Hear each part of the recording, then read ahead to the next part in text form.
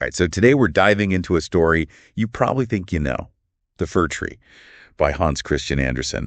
But we're going a little deeper than just like the kids version, you know? Yeah. We're going to unpack what this story can teach us about us, about life, about all that good stuff. Right. And maybe answer some big questions along the way. So, you ready? Absolutely. Let's dive in. Okay. So, The Fir Tree. We start off in this beautiful forest, right? Yeah. Andersen really goes all out describing the sunshine, the air. Yeah. You know, it's idyllic. It's beautiful. It's like he wants you to just like stop and take a deep breath right there with those trees. But our little fir tree, not so impressed. No, he is not impressed. It's kind of funny, right? Yeah. I mean, he's got it good. He's in the forest. Other trees are smaller than him. Right. He's got prime real estate. Yeah. But all he can think about is like being bigger, taller, you know? Yeah, like more. More, yeah. Yeah. Always wanting more. And you'd think like, okay, you're a tree, just enjoy the sunshine, right? Yeah. Soak it up. But no, he's got wanderlust. Yeah. He wants to be a ship's mast. He wants to sail away. Wants to go see the world, which, you know, I guess I kind of get it. Yeah. So it does make you think like, is this just a tree thing? Or is this like, you know, an Andersen thing? This whole like human desire never being satisfied. Right. Is he just, you know, setting us up for the whole story right here? Like this is the human condition, you know, wanting what we don't have. And it's not like he doesn't have good things going on, right? The story even talks about how the kids come and play in his shade. Yeah, like that's got to be a good feeling, right? If you're a tree, kids playing in your shade, that's the best. You've made it. Yeah, you've made it as a tree. But he doesn't care. Nope.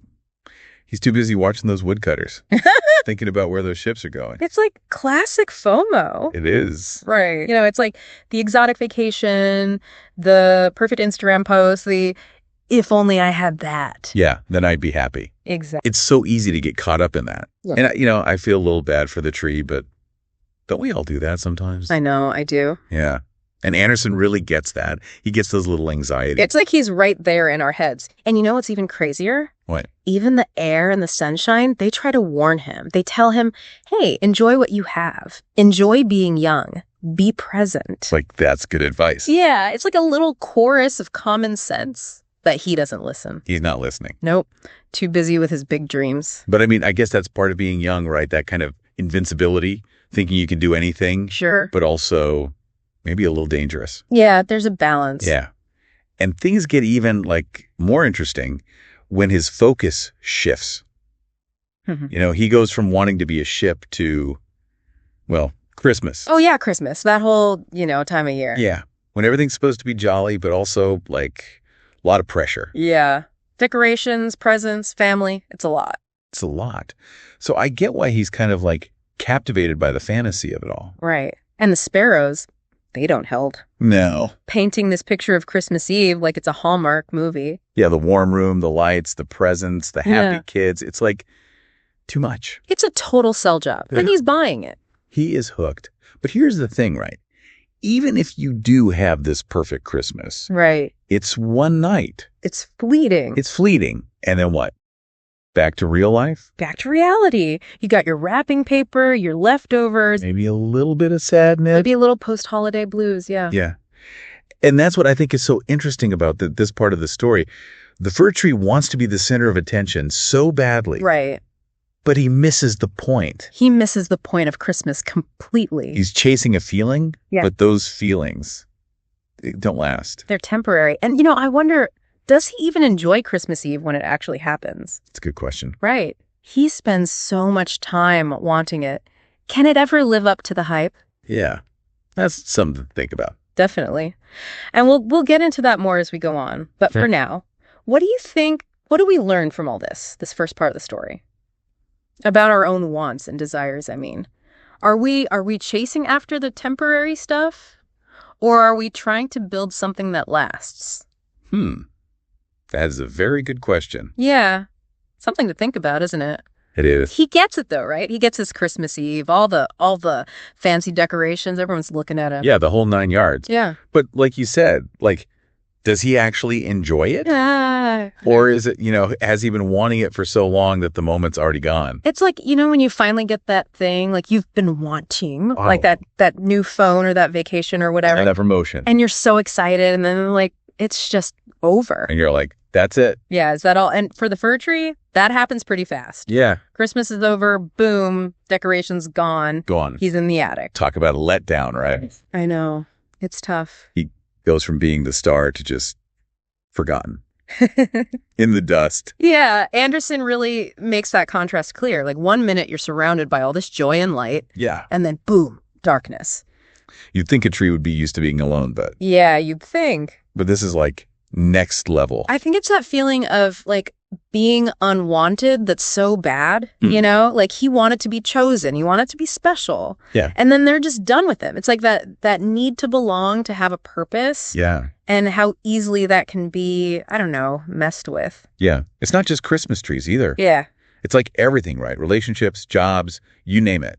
We think if I just get this, then I'll be happy. Then I'll be complete. Yeah, but then you get it. And what? And then what?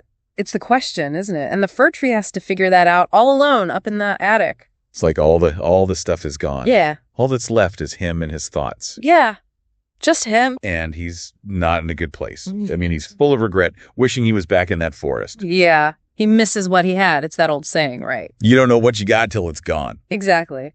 But I do think, even in this part, there's some hope. Okay. Yeah. Because in the attic, he starts telling stories. Oh, yeah. These mice come and they want to hear about the forest. Yeah. And he remembers all these good things, these simple things he didn't care about before. So he goes from wanting to get out of the forest to like missing it. Totally. He romanticizes it. It's like being away from it makes him see it differently. I think there's a lesson in that for us too.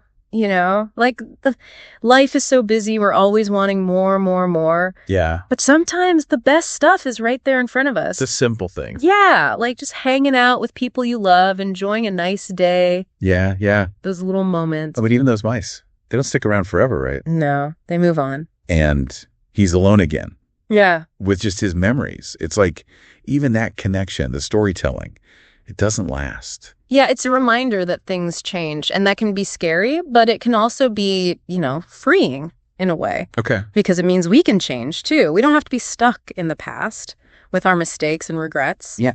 We can choose something different right now. And the fir tree, he gets that chance, right? Hmm. When he's taken out of the attic. For a second, he thinks he's going back to the forest. Oh. Like he's going to get a second chance. You can feel that hope, right? It's almost like he's excited. Yeah. But Anderson, he's not going to let us off easy. No, he's not. Instead of a new beginning, the fir tree gets, well, chopped up for firewood. Yeah. It's brutal. It's brutal. It's like out of nowhere. And it makes you think, like, what was the point of all that? Was it all for nothing? Yeah. Was it? Yeah, I mean, that's rough, right? Like he wanted so much more and it ends with firewood. It does kind of make you wonder, what was the point? Yeah. Like, was his whole life a waste? I think that's what Anderson wants us to think about. On the one hand, yeah, it's sad. All his hopes and dreams literally burned up. Yeah. But what if we look a little deeper? What if that firewood, you know, it's like a symbol. A symbol. Okay, I'm listening. Well, think about it. Fire gives warmth, it gives light, it's energy. Yeah. It's essential for life, right? Yeah. So in a way, even though he dies, he becomes something important, something that helps others. So it's not about like being famous or getting what you want. Right. It's about how you affect other people, even in small ways. Exactly. And that can keep going even after you're gone. Like the warmth from a fire or a good memory or inspiring someone. Yeah. It all has a ripple effect, you know? I like that. It's not about a happy ending, but about finding meaning in what happens along the way. Like the connections you make, the things you do for other people. It doesn't have to be big stuff. Yeah. It makes you think about that question you asked. Like, what are we taking for granted? What little things are we doing that are actually really important? Because those are the things that matter. It's not about stuff or awards. It's about the good you put out into the world. Yeah.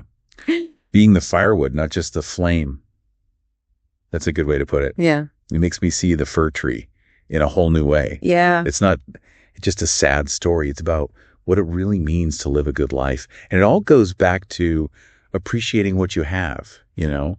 So as you go about your day, remember that tree. Remember his struggles. Yeah.